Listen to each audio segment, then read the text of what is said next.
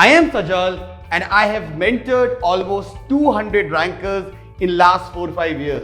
We know what challenges you face, and that's why Civils Daily follows a personalized, student-centric and evidence-based approach through our mentorship program. Every student is assigned a dedicated mentor who helps you learn and apply the strategies of our past toppers. It has several sub-programs, prelims test series, mains test series, and the most helpful to me has been the mentorship program. मेरा mentor मुझे, मैं 3-4 दिन उनसे touch में नहीं रहूँगा तो मेरे को 4 बजे मैसेज करेंगे, तुम्हारे जो टारगेट्स थे वो तुम्हारे अचीव हुए नहीं हुए, क्योंकि बहुत सारे स्ट्रेस आते हैं, बहुत सारी चीज़ें होती हैं, ये सब मैं डिस्कस करता था। So I've been able to comprehensively improve my preparation with this program. Randeep sir के साथ रह के मेरी एफिशिएंसी बहुत ज़्यादा बढ़ी है। मुझे ये भरोसा है कि मैं प्रीलिम्स आने वाले में क्रैक करूँगा। हेलो एवरीवन, मेरा नाम उत्कर्ष द्विवेदी है और मेरी इस बार ऑल इंडिया रैंक 5 आई है। ये मेरा 3rd अटेम्प्ट था। मैंने पहले 2019 में CSE 2019 में इंटरव्यू दिया था, बट कुछ नंबर से मेरा रह गया था। फिर लास्ट ईयर भी CSE 2020 में भी मैं इंटरव्यू तक पहुंचा था, बट कुछ कारणवश फिर से मैं 11 नंबर से रह गया था और इस बार 5th रैंक मेरी आई है। अब हम लोग ऑप्शनल की बात करते हैं। मेरा optional political science and international relations था और इस बार मेरे 314 नंबर आए हैं ऑप्शनल में। पहले पेपर में मेरे 168 आए हैं, दूसरे में 146 आए हैं और this is probably one of the highest marks. और ऑप्शनल को लेके पहली चीज़ तो ये है कि आप ऑप्शनल चूज़ कैसे करें। तो मेरा तो इंजीनियरिंग बैकग्राउंड था, लेकिन मैंने नहीं चूज़ किया mechanical, because I think optional choose करने का एक सबसे बड़ा इंपॉर्टेंट क्राइटेरिया है कि वो इंटरेस्ट आपका होना चाहिए। क्योंकि आज मुझे 3 अटेम्प्ट लग गए हैं और कई बार आपको भी 2-3-4 अटेम्प्ट लग सकते हैं। तो 3-4 साल अगर कोई एक चीज़ पढ़नी है तो वो आप तभी पढ़ सकते हैं जब आपका उसमें रुचि हो। तो ऑप्शनल सेलेक्ट करने का सबसे इंपॉर्टेंट और सबसे पहला क्राइटेरिया यही रखिएगा कि आपका इंटरेस्ट किस सब्जेक्ट में आता है। तो मैंने अपने कॉलेज में कुछ ऑप्शनल्स के पेपर देखे थे उठा के, और मैंने जब प्रीवियस ईयर पेपर देखा तो मुझे पॉलिटिकल साइंस देख के लगा कि नहीं, ये किया जा सकता है, पढ़ा जा सकता है, इंटरेस्टिंग सब्जेक्ट है।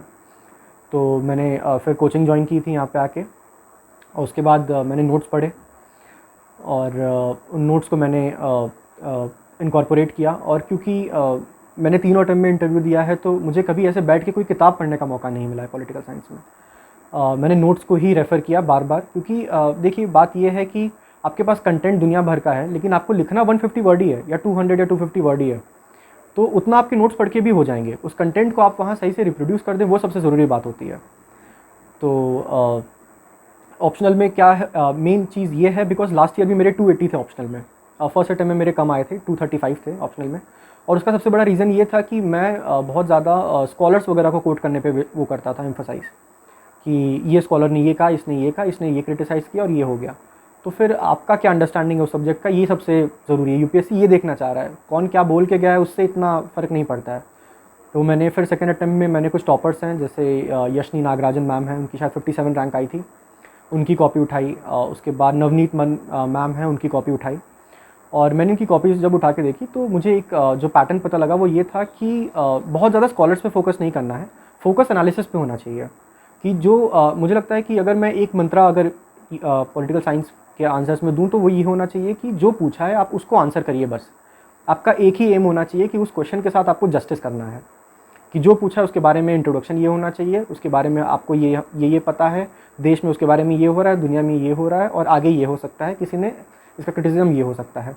उस क्वेश्चन के साथ आप जस्टिस करिए। उसमें आप स्कॉलर सोच पा रहे हैं नहीं सोच पा रहे हैं, बात की बातें हैं। मेरे कई सारे आंसर्स ऐसे इस बार भी हैं और लास्ट ईयर भी थे जिसमें मैंने कोई स्कॉलर नहीं लिखा था। तो आप स्कॉलर का बहुत ज़्यादा लोड मत लीजिए कि स्कॉलर याद नहीं हो रहा है, स्कॉलर याद नहीं हो रहा है। और दूसरी चीज़ ये है पॉलिटिकल साइंस में जो बहुत ज़रूरी है वो ये है कि आप पॉलिटिकल साइंस की लैंग्वेज लिखिए। बिकॉज अगर आप IR का पेपर उठाएंगे या पॉलिटी के क्वेश्चंस उठाएंगे तो फिर आप उसको बहुत जनरल वर्ड्स में भी लिख सकते हैं, बिकॉज वो क्वेश्चंस बड़े जनरल से होते हैं।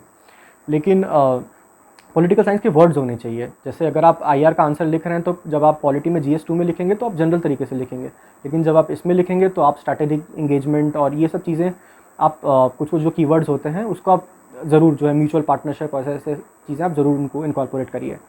तो क्वेश्चन के साथ जस्टिस करना, दूसरा पॉलिटिकल साइंस की लैंग्वेज यूज़ करना, और तीसरा जो ये जो टॉपर्स हैं इनकी कॉपीज़ को देखना, ये बहुत ज़रूरी है। बहुत ज़्यादा सोर्सेज़ के पीछे मत भागिए, रिवीजन पे ज़्यादा फोकस रखिए, बिकॉज पॉलिटिकल साइंस का बहुत बड़ा सिलेबस है और सबसे ज़रूरी ये है कि चीज़ें आपको याद रहें उस दिन पेपर में। और मैंने जो नोट्स बनाए हैं मैंने फ़ोटोज़ वगैरह काफ़ी यूज़ किया है स्कॉलर्स का ताकि याद रहें। और मैं उसको ज़रूर शेयर करूँगा लिंक एवरनोट का अपने, चाहे वो मेंस का हो चाहे वो पॉलिटिकल साइंस के हो। मैंने सबके नोट्स बनाए हैं, प्री मेंस इंटरव्यू के और पॉलिटिकल साइंस के सारे मैंने एवरनोट पे सेग्रीगेटेड नोट्स बनाए हुए हैं और मैं उनका लिंक जल्दी से जल्दी आप लोगों के साथ ज़रूर शेयर करूँगा। Thank you.